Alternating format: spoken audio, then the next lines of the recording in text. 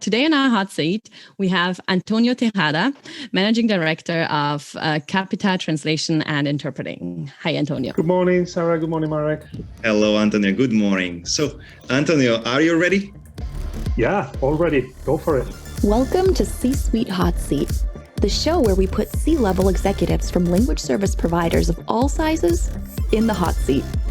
We will ask tough questions and get inspired answers. Our hosts today are Sarah Hickey, VP of Research, and Marek Jakubik, Localization Advisor at Nimdzi Insights. Antonio, in one sentence, tell us, please, what does your company do? We're a specialized languages company dedicated to both the interpreting, the public sector, and translation business, with a heavy emphasis on technology. What's the first career you dreamed of having as a kid? I wanted to be a writer and publisher. So I used to do my own little books and just write my own little books. I think a lot of us who were translators tend to be frustrated writers. And I guess I'm definitely one of those. So, when you're not working, how do you like to spend your time? Do you write? I do write a little bit, but not as much as I would like. But I do a lot of walking. I have two sons who play basketball at sort of high level. So I've been on the sidelines for many years, watching them playing, and then a lot of cooking. I like cooking, so it's one of my passions. I come from a hostelier family, so we were all in the restaurant business, so cooking is always there. And when I got time, I do sailing, but that's probably not as much as I would like to do. But yeah. Just out of curiosity, what's your favorite food that you like to cook for the family, or what's your family most favorite food? Being Spanish as we are, sometimes they're very traditional. So like a good Spanish omelette, like a tortilla de patatas, is always on the table. But yeah, I do everything from fish. Fish is normally my preferred dish. So I do a lot of fish cooking. So if you were given a chance to visit 3 different countries, which ones would you choose and why? Traveling it's my passion. I guess it's similar to everybody who's in the language industry. We all tend to love to travel. I left home when I was 17 to go to the United States. So I've been very lucky to be in many, many countries thanks to my work and my passion for travel. But there are 3 probably, if you have to say 3, I would say China for sure. I would love to know better China. I don't think I've been exposed enough to the beautiful country. I think Australia, because I've never been there. It's one country I've never been. And South Africa, for sure, is a place I would love to go back again. So, okay, so 2 countries where you would like to get back again, and one new Australia. Yeah, definitely would love to discover, yeah. Perfect. I hope that you'll make it there soon. Hopefully, yes. Hopefully we can all get back to our good old travel time. What's the best piece of advice you've ever been given? I've been very lucky to be raised in a very supportive family, and I say lucky because unfortunately not everybody has that luck in life. And my dad's always been someone who's been not very highly educated, but always said, look, stay honest, and I've always kept that. Just be honest, and that always will help your life. So that would be one. But I think more in a business level. I had a really good managing director back in the 90s when I started actually in localization, who used to say, like, look, stay true to your vision. So, you have to have a vision and stay really true to it, but be prepared to change your objectives. Because a lot of times you try to just keep your vision and your objectives too strict, and then you can't change enough. So vision, stay true to it, but objectives, they have to change all the time. Antonio, I feel like we know you a lot better now already. We know a bit more who you are and what you like to do. Can you tell me, what was your first breakthrough in your career? Do you remember, was there a moment for you? I think it was surely, I started translating very young. I was still at uni, and I went to work in Dublin in 92 for a company that was at the time, it doesn't exist anymore, it was called ITP, that then was acquired by SDL. So when I started working for ITP, I realized I really wanted to be in the corporate world rather than being, in the freelance, more of sort of like backseat. But what it really was my breakthrough is when, at the time, we used to bring translators from all over the world to Dublin to work. There was no connectivity. There was no such a thing as people working from their own countries. It was all flying people in and hosting them. We were almost an Airbnb more than a localization company, because we had so many houses around Dublin. And I decided at the time to talk to my MD, who was the one that gave me that advice that I was telling you about, and tell him, look, I think we need to work from the countries, and I'm ready to bet for that. So I'm ready to go to Spain, set up ITP Spain, and take a risk if you help me on it. So that was the time, I think, my breakthrough, when I realized I liked the corporate world, but I had an entrepreneur on me that wanted to do new things. So we went and did it. And well, nowadays, everybody works on country, and that's common. But that, I think for me, that was a great time in my career, for sure. That sounds like you've always had like a really hands-on and kind of just going and doing it kind of approach.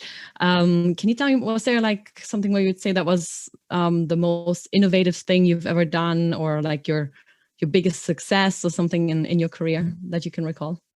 I guess a sign of getting old is you start feeling your career is just like your life. It becomes a bit of a wider space. But so success, to me, in business, it comes with reliance, with continuity. I don't believe in one-off successes as much as I believe in providing continuity to business, in making sure businesses are resilient and adapting with time. So I think for me, probably, if I have to say something that was a great moment, and that is when we adopted, machine translation as a technology.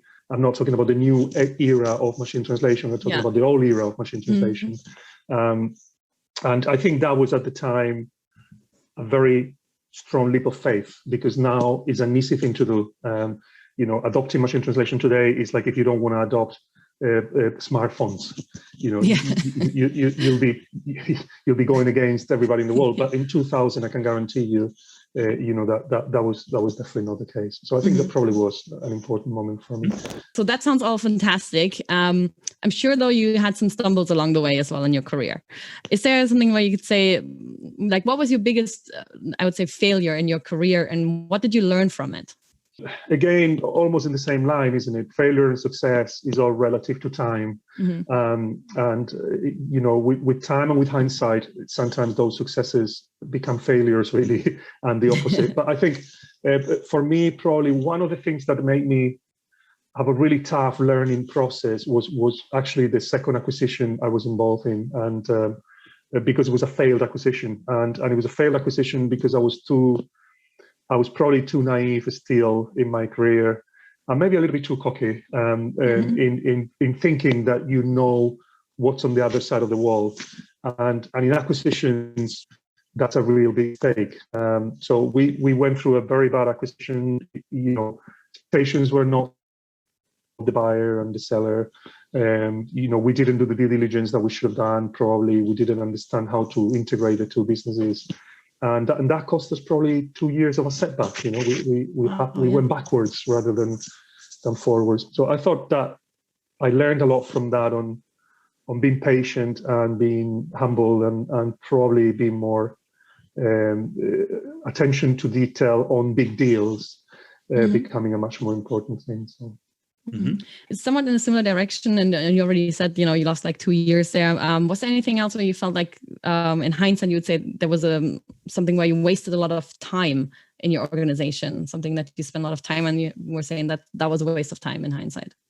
Yeah, of course. I mean, those 3 years was, probably they weren't a waste of time, because it was a mistake made. You need to fix it. So you're not wasting your time. You're actually fixing the mistake. But I think in general, where I do feel that we businesses tend to, and this is in general, but and I have experienced that in the past, is on trailing. And when I say trailing, and I use this a lot in my business, is I'm very adamant not to be trailing either other businesses or the market without knowing why you're doing that. So like I don't want to say copying because it's not copying, but trailing in the sense of, trailing trends, trying to follow what other people are doing without knowing that that is what applies to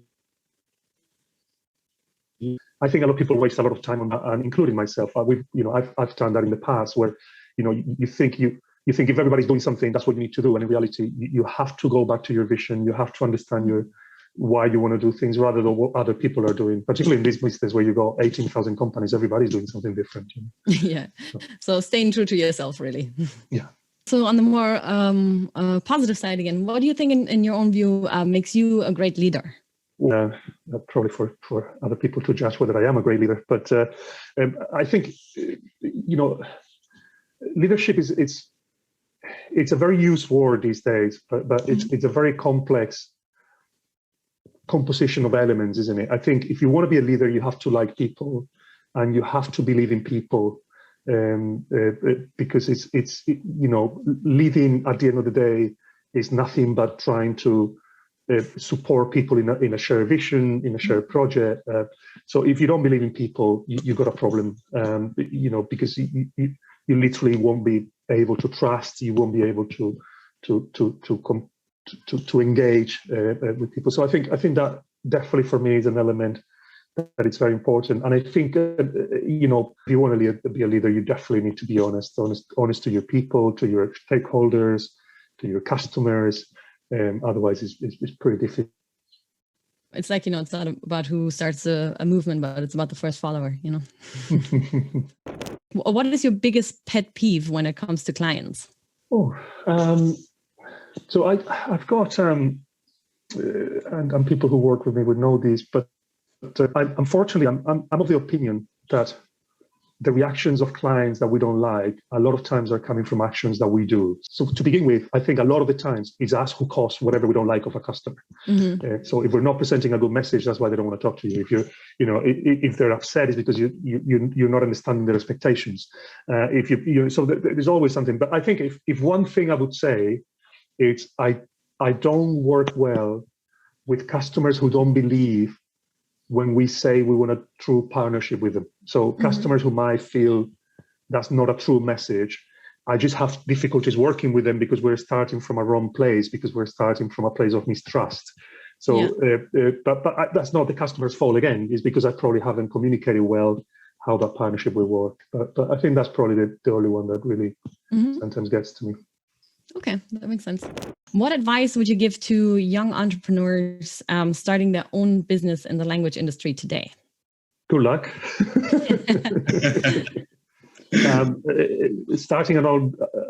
First of all, starting your own business is difficult, and you have to know what you're getting into.